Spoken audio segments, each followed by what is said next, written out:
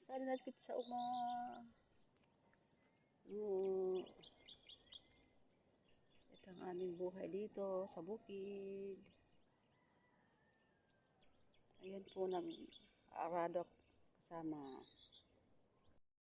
Pag umaga, kasi malamig po sa kalabaw, di ba? O, ganyan ang ginagawa niya. Ito yung tatanaman namin ng pakwan. Tingnan niyo yung lupa, tuyo na, no? Nag-order kami ng water pump. Kasi matayo na yung lupa. Ganon siya. Garden dito sa aking backyard. Yan, mga sili yan. May bulaklak na yan. Ayan. Yung iba bago pa lang yan.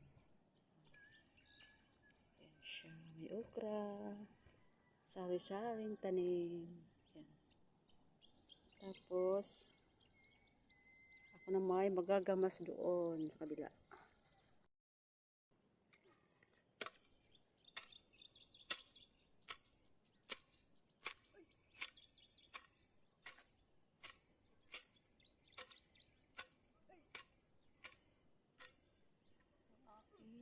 Ito ang aking ginagamit pag gamas.